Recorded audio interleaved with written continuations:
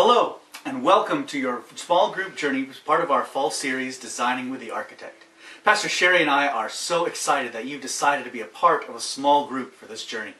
Now we realize that 8 weeks may seem like a really long time, but we truly believe that if you give yourself fully, things you will discover throughout this process have the potential to start you on a journey that can transform you, your life with God, and the life of our church. I know because it has already begun to do a transforming work in my own life. You see, I grew up thinking that I was okay if everyone else thought I was okay, and I wasn't if everyone thought that I wasn't. So I created a way of being where my own emotional health and maturity were dependent on what everyone else around me thought of me. Whew, that's an exhausting way to live.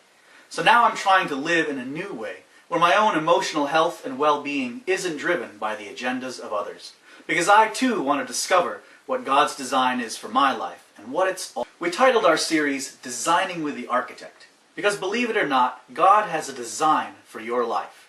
Now when we hear that, we often immediately think about what it is we're supposed to be doing. We think about our vocation, our career path, or we think about our ministry, what we are doing for God and for others, or we think of a project, something we could put on a list and then cross it off. But believe it or not, God's design for your life has more to do with your being than your doing. There's a question we like to ask in our Ritter leadership team that says, how are you being? Because God's design for your life and for mine has more to do with being than doing. When we look back at God's design as written down in the book of Genesis, we discover that God created us to be living in a fully satisfying and complete dependent relationship with God. God desired us to live in community with God, where we were created and reflected God's image in being fully cared for, fully loved, and in ways that were fully devoted to one another and to God, where we were dependent on God's Word. This is the design we find in that book of Genesis, and the design God desires us to have for our lives, where we live fully equal in our relationship with one another, as bone of our bone and flesh of our flesh. But we also know the reality that we live in a broken world, and there are a lot of things that keep us out of living God's design. If you look at page 17 in your workbook, you'll find a wonderful pie chart that outlines what it means to be made in God's image. We see the different parts are social, intellectual, physical, spiritual, and the parts that's shaded is the part we tend to neglect the most, and that is our own emotional well-being. As you begin your small group experience, there's a couple of things we'd like to ask you to do to hopefully help you in your small group. The first thing is to declare your small group a shame-free zone.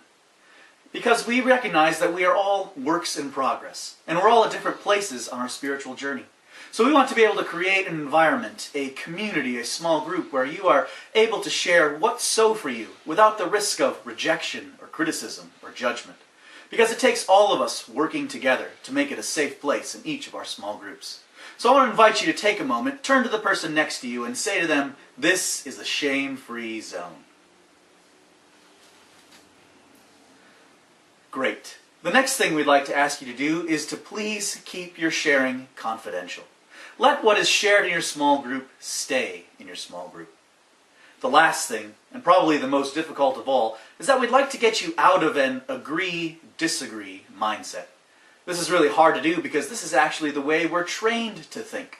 But the problem is when we think to ourselves if we agree or disagree, we don't allow ourselves to truly learn from what everyone else is sharing with us. Sometimes we think, I agree with that, and then we don't allow ourselves to go any deeper. Or otherwise, we dismiss everything someone says because we disagree with one thing that they have said. Instead, we want you to challenge yourself to think about what each person is sharing and what the impact is on you. Perhaps even to ask yourself, if this is so, what does it mean for me? Throughout this series, we are going to focus on the book, The Emotionally Healthy Church. We've given you the workbook for your small group, but you'll probably notice, as you notice already, you don't have the actual book. As Pastor Sherry and I have read through the book, we found different parts of it to be rather difficult to understand and more pastorally focused.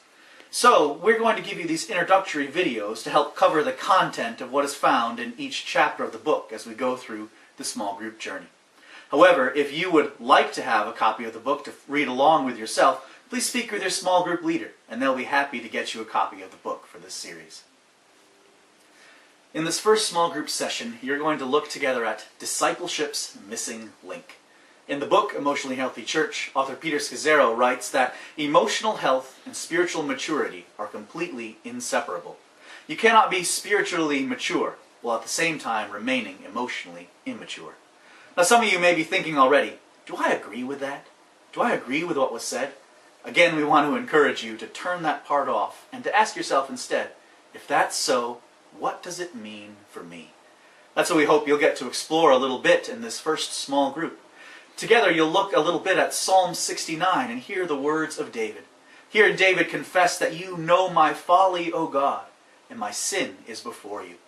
David brought his full emotional self before God, and so did Jesus, as you also discover in this first small group session. Jesus was not an emotionally frozen Messiah.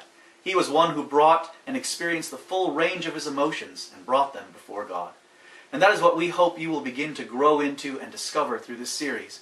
Because the real health and wonder of this is being able to connect with our emotional selves and to be able to bring that emotional self into the presence of God. Because that's how God can truly do a transforming work in us. Because we are bringing the truth, the authentic self of who we are before God and into God's life where God can change us by God's Spirit. That's what we want to do, and that's what at the heart of what we want to experience through these small groups. I'd like to share with you a little bit of something written out of the Emotionally Healthy Church. It's written in a different work called The Cry of the Soul by Dan Allender and Tremper Longman that describe why it is so important to listen and to deal with our emotions. Hear what they write.